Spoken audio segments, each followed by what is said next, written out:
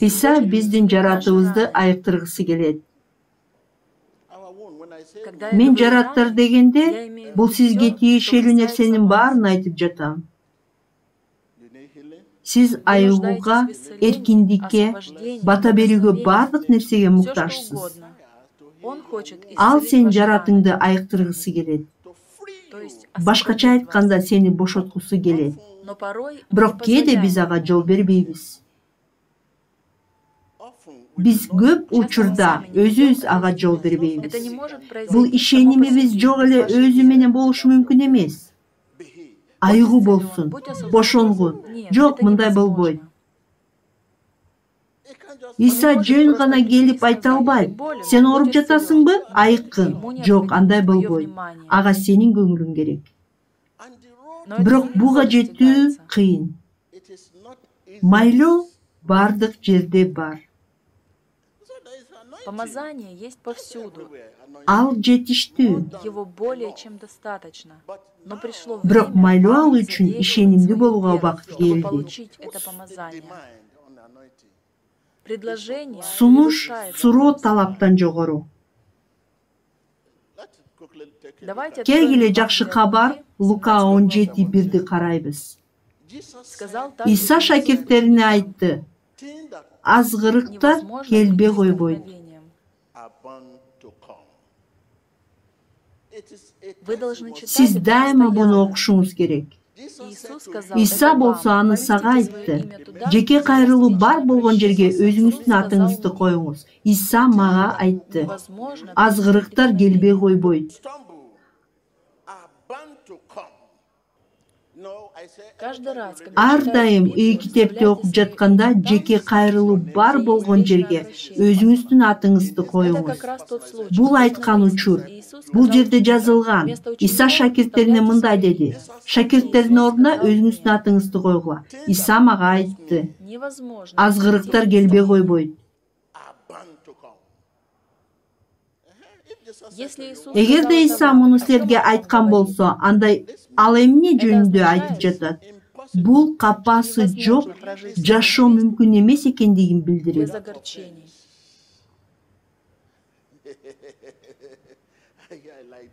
О, мага бул жагып жатат. Можете записать это. Буну жазып алсаңыз Я болот. знаю, что вы очень Мен билем, образованны, силер абдан билимдүүсүңөр. но слово надо Бирок бул сохранить не в сөздү памяти, эсиңерде эмес, а поместите өз в жүрөгүңүздө сердце. сактап калышыңыз керек. Запишите эти слова. Бул Они сөздү помогут. жазып алыңыз. Алар сизге жардам берет. Давайте прочтем Келгиле еще дагы бир раз. жолу Иисус окуйбуз. сказал, Иса мага айтты: невозможно. азгырыктар келбей койбойт.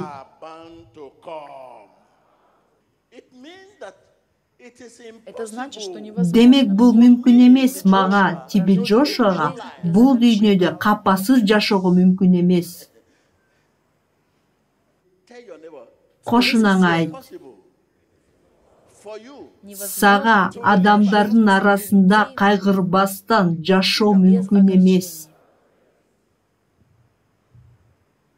Огорчения могут возникнуть. Капачылык силер туура же туура эмес кылганыңардан карабастан ар кандай себептер менен пайда болушу мүмкүн. Я видел, что когда вы Мен силер танцевали, бийлегениңерде капачылыкты унутканыңарды көрдүм. Себеби силер мындай кылдыңар.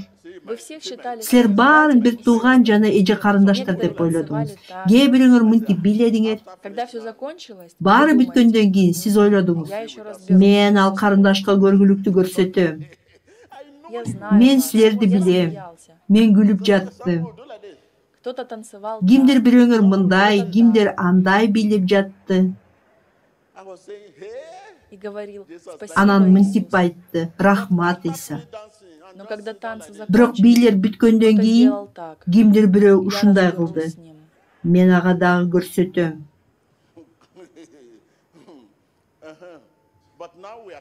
Биз азыр сүйлөшүп жатканда сиз аны унутуп койдуңуз.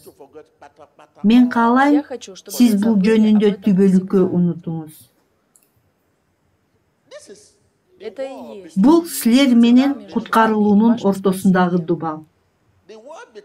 Стена между Сиз вами менен и Кудайдын Богом. ортосундагы дубал.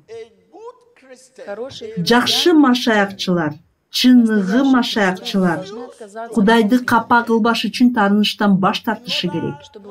Кудайды капа кылбашы үчүн. Таарынычты кайда сактайсыңар? Кудай жашаган жерде эмеспи? Башка орун жок. Бул силердин жүрөгүңөр. Таарынычты кайда сактайсыңар? Ыйык рух жашаган жерде.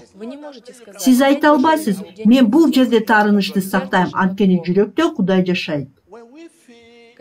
Качан биз таарынычты сезгенде, биздин оозубуз жүрөктөн толгон ачуулануу же көрүү жана көрө албастыктан сүйлөп баштайт.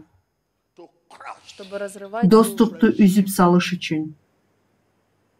Биздин жыйындарды бөлүп жарганга. Биздин үй-бүлөнү бөлүп талкалоо үчүн. Көпчүлүк капасы бар адамдар бөлүнүүнү алып келишет. Биз бөлүнүүнү сепкенде, бул сизди капа болгонуңуз. Бул болсо жакшы адамдар, машаякчы да болушу мүмкүн.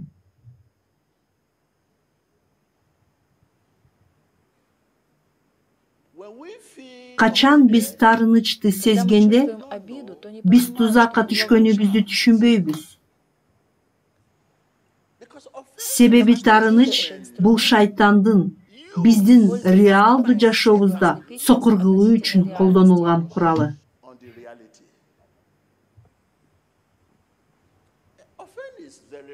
Таарынычтар коркунучтуу, себеби чыныгы сүйүүнү жоготууга алып келет. Сүйүү бар жана чыныгы сүйүү бар. Чыныгы сүйүү каталарды унутуп, келечекке үмүт берет. Чыныгы сүйүү деген эмне? Ал катаны унутат. Буну кошунаңа айт. Чыныгы сүйүү капачылыкты унутуп, келечекке үмүт берет. Иса силерди сүйөт. Өзүңүздүн кургак чуңкуруңуздан чыгуу үчүн сиз таарынычты кое беришиңиз керек. Сиздин кургак чуңкуруңуз оору, жалгыздык, жакырчылык, кыйынчылыктар болушу мүмкүн. Сиздин кургак чуңкуруңуз эмне?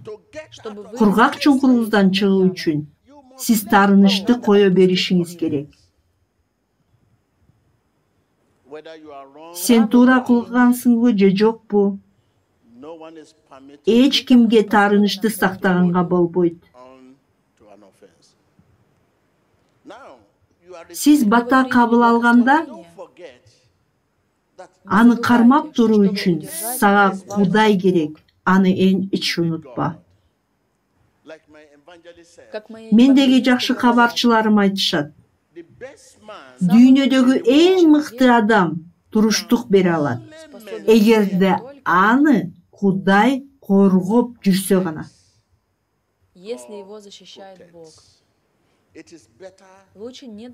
Жетпей калган жакшы жетип туруп кулаганча. Сиз айыгууну, бата алууну каалайсызбы? Ооба, бул жакшы. Бирок жеңишке ээ болгусу келген адам согушка даяр болушу керек. Сиз баталарды каалайсыз, жеңишти, коргонууну, куткарууну. Бардык Кудайдын баталарын. Ким жеңишке ээ болгусу келсе, согушка даяр болушу керек. Дагы бир жолу эстетем. Дүйнөдөгү эң мыкты адам туруштук бере алат. Эгерде аны Кудай коргоп жүрсө гана. Туруштук берүү үчүн сизге Кудай керек. Жетпей калган эң жакшы жетип туруп кулаганча. Сиз таарынычтан баш тартышыңыз керек. Эгерде Кудайды капа кылгыңыз келбесе, сиз таарынып жатып, ошол эле учурда Кудай менен сүйлөшүп, же аны уга албайсыз. Бул мүмкүн эмес. Себеби сиз таарынып же кайгырып жатканда, сиздин рухуңуз бош эмес. А сиздин рухуңуз эркин болушу керек, Кудайдын руху менен баарлашуу үчүн. Когда вы держите Качан сиз тарынып жатканда, сиздин рухуңуз кулчулукта болот. Бирок сиздин рухуңуз эркин болушу керек. Кудайдын рухуна сезимтал болуу үчүн. Когда вы держите Качан сиз тарынышты кармаганда, сиз өзүңүзгө зыян келтирилген гана жөнүндө маани берип турасыз.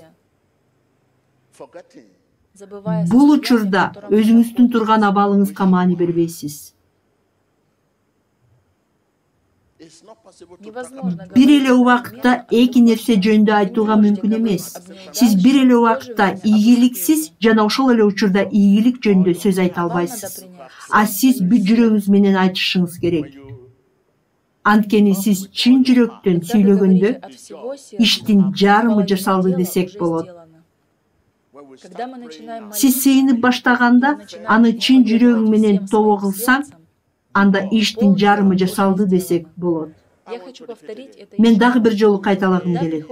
Качан сыйынуу убактысы келгенде, ошондо сиз жүрөк эмнеге толсо, ооздон ошол чыкса, жарым иш жасалды. Бирок сиз бүт жүрөгүң менен кантип айтасыз, эркин болбосоңуз? Анткени өзүңүз тарыныч рухтун кулчулугуна камап салсаңыз,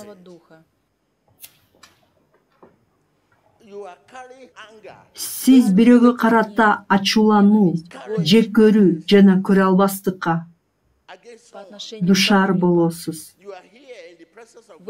Сиз бул жерде Кудайдын катышуусунда кечирбес рух менен кимдир бирөөнү жек көрүү, ачуулануу жана көрө албастыкта турасыз. Ушул абалда туруп Кудайдан алгыңыз келет. Кудай силерди капа кылгандарды сынга алды. Бул төмөндө жазылган. Ошол адамга кайгы. Окугула. Иса өзүнүн шакирттерине мындай деди: азгырыктар келбей койбойт, бирок ким аркылуу келсе, ошол адамга кайгы. Сиз эркинсизби? Буга чейин биз өзүбүздүн жүрөгүбүздө бирөөгө карата жек көрүү, ачуулануу, терең кайгы, терең тарыныч алып жүргөнбүз. против кого-либо. Сиз эркин болгонуңузга ишенерлик болуңуз. Себеби биз жаңы баскычка өтүшүбүз керек. Учак учуп бара жатканда мындай дешет: биз учкан жатабыз. Башкача айтканда, биз турган деңгээлде салыштырмалуу жогору болуп баратабыз. Азыр биз жогору көтөрүлөбүз. Сиз бул үчүн эмне кылышыңыз керек? Өзүңүздү эркиндикке чыгарыңыз. Сиз эркин болушуңуз керек. Бул бардык ишти оңой кылат. Эркиндик бул 50% жасалган иш болот. Оозуңарды ачып айтыңыз: Теңирим Иса, жүрөгүмө кирип, өзүңдүн ыйык каның менен мени жууп сал, сыйынгыла.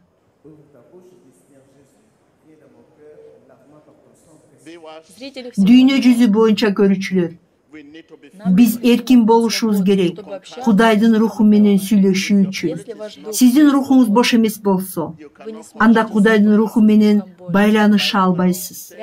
Азыр бул жөнөкөй сыйынууну айтыңыз: Теңирим Иса, менин жүрөгүмө кирип, мени өз ыйык каның менен жууп сал. Бүгүн менин жанымды сактай көр, сыйынгыла.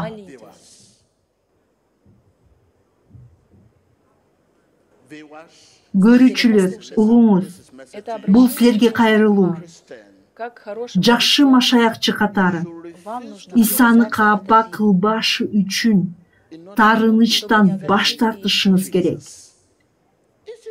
Анткени Иса айтты: бул дүйнөдө азгырыксыз жашоо мүмкүн эмес.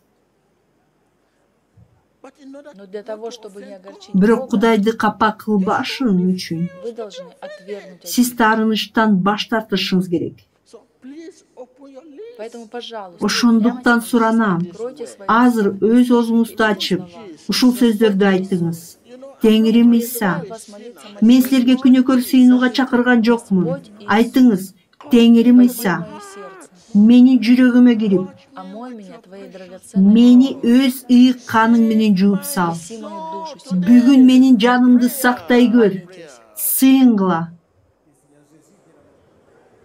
Зрители, Көрүүчүлөр послушайте. мени уккула. Когда Качан мы биз чувствуем тарынычты обиду, сезгенде, мы начинаем биз говорить жек от көрүү, избытка горечи и ачуулануу гнева. аркылуу сүйлөй баштайбыз. Мы начинаем Биз использовать тилибиз язык менен для разрыва мамилени отношений, үзүү үчүн, разрушения үй-бүлөнү брака бөлүү үчүн и разделения колдоно семьи. баштайбыз. Мы разделяем Биз случаи кызмат церкви жана своим жыйындарды языком. өз тилибиз менен бөлөбүз. Как написано в Накыл притчах сөздө 18:21 жазылгандай, 18:22. Жизнь и смерть өлүм менен во власти өмүр языка. тилдин бийлигинде. Прямо сейчас Азыр скажите, айткын, Господь Теңирим Иисус, Иса, менин войди в жүрөгүмө мое кирип, сердце, мени омой меня өз своей ыйык каның менен жууп сал. спаси мою душу Бүгүн сегодня. менин жанымды сактай көр. Бүгүн Молитесь. сыйынгыла. Élevé la voix, dites Seigneur Jésus, viens dans mon cœur. Lave-moi pour ton sang précieux et sauve mon âme. Élevez la voix et priez.